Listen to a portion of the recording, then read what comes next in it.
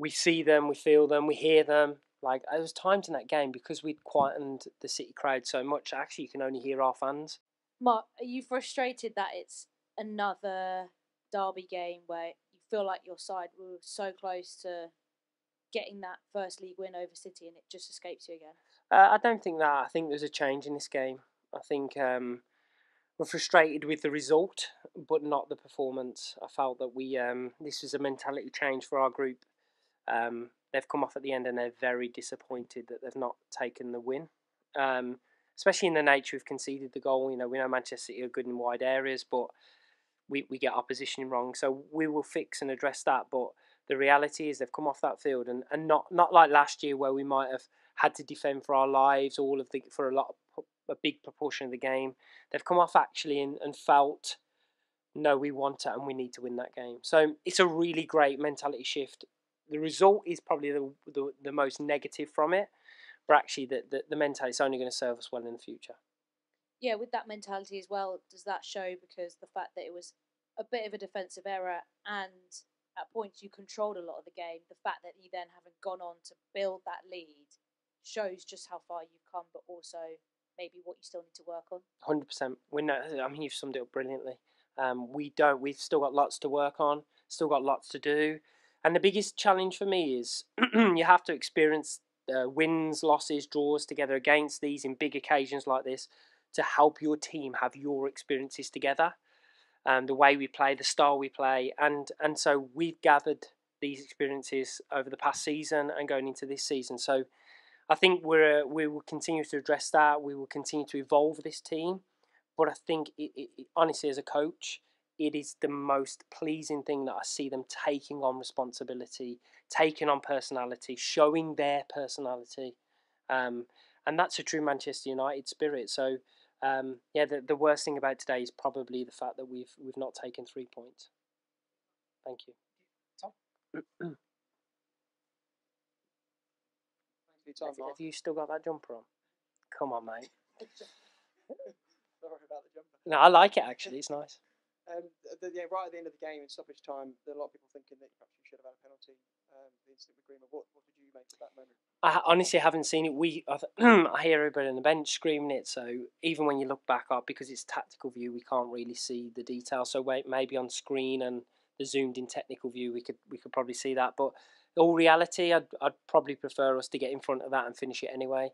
Martha's header, which Ellie somehow it hits her as she's moving, which you call a magnificent save, which of course it is.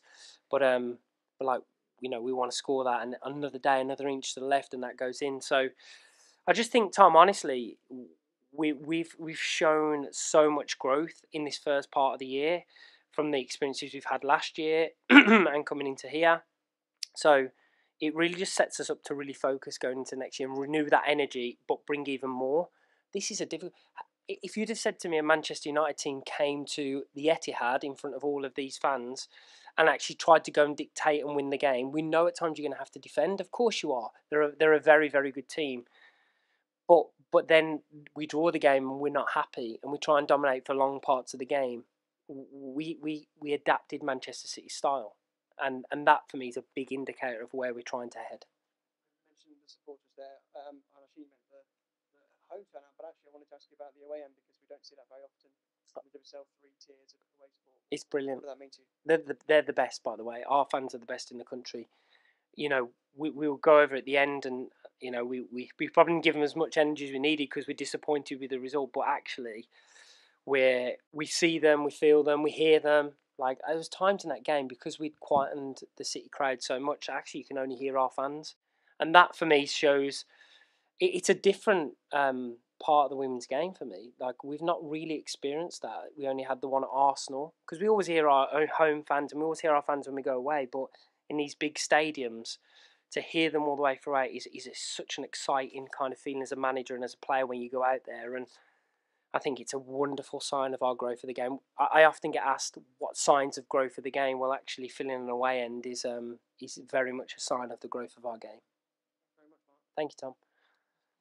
Hi, Marc. Hello, mate. Just kind of elaborating on what you've been saying already. Obviously, 3 of the last 4 games have been Chelsea, Arsenal, City.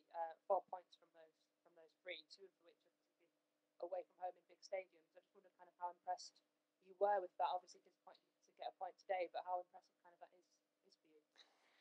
I mean, I'm a hard person to please, but I'm so proud. I know when I get 10 seconds over this Christmas break to reflect on the first part of the year, if you'd have said that from the disappointment of the Chelsea game at the end of last season, but almost there's a moment of reflection, but almost you don't want to have a weakness where you accept where you are currently. We've done nothing yet, done absolutely nothing. We've got, we've got to try and look after the points when we play against Chelsea, of course, next time, and we've got a head start on Arsenal, so we need to maintain that in terms of against each other head to head. And obviously Manchester City is a draw, so we can't just focus on those fixtures, and that's really, I'm pleased, but I don't want to feel like I did at the end of Chelsea last year. So I'm gonna keep using my energy and the players' energy to fix that going into this season and beyond. We're trying to show we're here to stay for a long period of time. Thank you, mate. Good to see you, mate. Yeah, Mark, you say obviously, look, you haven't won anything yet, so we're going into the break in the WSL. Mm-hmm. What do you do during that break to make sure that this season doesn't sort of end in the way that you did last year? Christmas dinner. That's nice. I'll start with that. Say again. Yeah, Tom's jumper. I mean, I don't know if I've got it to pull that off, Tom. I'm sorry. I'm not that stylish. I did have a Harry Potter one though, so. No, in all reality, I think keeping humble, keeping hardworking, keeping focused. As I say, we don't just say that as a throwaway comment. You've heard all the cliches. You've heard them a million times from a million people. So for us, it's actually about getting down to work. I've got to look at this window to see whether we do any work in the window, because there could potentially be ins and outs. So we're going to work on that. But I am not going to stop. We're going to keep building over this window. We're looking into the next window already. And that's not because we're not happy with the wonderful players and what they're doing. No, I want to keep everybody on their toes. If we're going to really do something where not many have broken into this top three, in fact, any in the last 5 years, so we've got a lot of work to do, and we're willing to work. Part of my ethos and part of my the kind of program we put in with the players is we earn what we get, and so we're going to earn it over this break as well, and I'm going to keep earning it until we get where we are, and then we're going to earn a bit more. Say you're proud of the team. Mm-hmm. Someone would offer you where you are at the beginning of the season going into the break. Would you take it? I would have taken it. I would have taken the performances more importantly. I'd have taken a better performance against Chelsea, in all honesty, where it took us 70 minutes to get awake, or to get out of our own shadows. But after that, the way we've reacted, the kind of just the hunger from the group. You can see when someone's hungry when the way they press, the aggressive nature that they have with and without the ball, the ability to face. I thought Leah Galton was magnificent today. She faced up the fullback, didn't allow her to come onto her, touched her inside, touched her outside, played. I thought she was magnificent, and that epitomises the hunger within this group. Really, it's in action. You can hopefully see it in action. Lovely goal. Yeah. So that's me a coach's dream, that goal. I mean, I've not seen many people have the ability to do that. And Leah, we're going to keep her believing in herself because she's a wonderful, wonderful talent. I think if we'd have had her last year, we didn't have her in this fixture last year, I think she would have made a massive difference to what we do. But defensively, offensively, I would not want to play against her. No chance. Thanks, mate. Anyone else this side? Inside the back. Before we come over here. Have you got the voice to shout? Because mine's going, so. I just thought the back line today was absolutely phenomenal. I just wondered about your opinion. Well, I mean, we've conceded a goal we won't be happy with. But no, I'm not going to take away. I agree with you. That they were aggressive. We limited as much as we can. Probably two of the most progressive wingers within the league. Obviously, I bring Rasso on as well, who's got the speed to get down the side. It's part of Man City's DNA in terms of high and wide wingers. But the reality was when Bunny Shaw came off, we denied her space. She's really hard to play against, but I felt that the two centre-halves did a magnificent job. The midfielders swept up in front when she took a heavy touch. And we denied them the spaces they want to play in. And you have to do that. You have to work as hard defensively as you do offensively. But yeah, look, I know there's going to be loads of great clips. But we we've got to keep growing. Like we love clean sheets, and we haven't got one today, so we've got to work hard at those one moments in these big games, not letting that slip and taking more the other end, and then we'll be at where we want to be, the promised land of winning things. It's been fantastic to keep Bunny Shaw pretty much quiet this game. I mean, we did it against Rach Daly as well, right? So what it shows is that you can't work on one side of the game. We work on all sides of the game. We work hard at defending, but this is a team game. My team, the teams I pick up will always play like teams. They're not going to play like individuals. I give them the freedom to play as their individual self, so they never lose their own identity. But our identity is hard work. We're going to stop the opponent playing, and then we're going to maximise our potential from there. So that's a snippet of it. You're seeing our ethos in full action now. Thank you. Hello, mate. You just mentioned it there. You kept Daly quiet. You kept, the wingers and Bunny Shaw as quiet as you could today as well. How much of a focus is that when you kind of go into those games? Because some people say, "Oh, we focus on ourselves," but how much kind of effort do you have to put into also respecting the opponent and keeping them quiet too? Well, you know about when we talk about the psychology of a game. Like if you overemphasize that too much, it becomes too big in the mind. But actually, I thought Hannah was magnificent today. Stand out. Anna is a world class player, and the two centre halves obviously will have kept Bunny quiet with the midfielders. But actually, I thought Hannah. Then they bring Rasso on from Chloe Kelly, and all of a sudden Hannah's defending. Her footwork is magnificent. So we do something called Know Your Enemy, and basically what that is it's how to stop your opponent. So in any individual, the game within a game, so the units and the individuals, so we make that readily available. We speak to them about it individually, so it doesn't become too big. But also how you can hurt them the other way. And if you saw Hannah today, she was galloping so many times, Anna galloping so many times. I think when they're playing well, I think we're a different team to deal with ourselves. So all credit to them today as a back line. And we touched on Leah Galton there. What kind of difference are you seeing in her this year? Because she feels like just the year before you came, when she was on fire and just on the brink of that England squad everyone was talking about her. She feels like that again. She does, and she's playing that way. And do you know what I think it was when you come in? Like when you look at the amount of change that was happening at Manchester United at the time, I felt that I asked her to evolve herself a little bit because we know she can score goals. But if you look at where there was a point today where she's playing as a 9, and it's her acceptance of the fact that the game is not just a side game, and that actually with her ability she can hurt people coming in. And then the next evolution is flipping her to the other side so she can use it there. So I think it's just her believing in herself 100%, because honestly, if I had her ability, I'd be having myself, to be honest. Thank you, mate.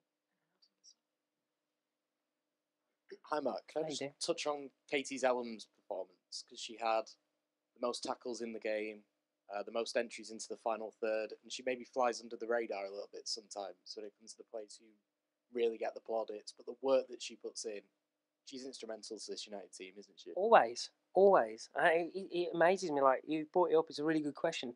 It amazes me that people don't see it. And you know when you see it even more? When you're in training with her and when you are in the game with her and she's helping you do your job as well as she's doing her job. And that for me is a sign of a really true leader. She epitomises Manchester United. She's my captain for a reason. She looks after the girls. If they need anything, she's the first one to ask for it. So for me, she's a wonderful character, a wonderful player, and someone who can just... What we've got to keep doing is evolving the physicality of our group so that we can keep the energy right. And then she's a modern day quarterback in this sport. Cheers, Mark. Thank you. There's just one more going on. Mark, you touched on obviously potential ins and outs coming in January. As good as you've been in the first half of the season, the way you've played in the first half, have you now got an idea of where you'd like to strengthen in January if you do? Yeah. Not going to tell you. Fantastic. Thank you very much. No, I'm not going to tell. No, we do. We do know where we want to strengthen. I know how this team's going to evolve. I know where it's going to evolve to. We're in a competitive market, of course, now. And, we are... It helps with performances like this today because what it shows is players, it says, look, Manchester United are not here to compete for fourth. We're actually here to compete in every game we play against, regardless of the historical position of any team that we play against. So, and not honestly, I must stress this: I respect everything that Manchester City do. I respect everything Chelsea, Arsenal do, but I respect everyone in the league. So, we know how difficult a job this is, and trying to bridge that gap. But actually, we know and we're planning ahead, and it's the beauty of having and being at a club like Manchester United. We can plan ahead. You know, we're showing signs on the field of being a real exciting team that people would want to come and play for. Mark, thanks as always. Thank you. Is there anyone on Zoom? Just at the back of the room finally wants to ask a question? Yes and no. Okay, we will wrap it there then. Please. Of course you can. You've done that comedy timing again, ain't you? Right to the end. You're just about to walk out and you just thrown one in. Go on.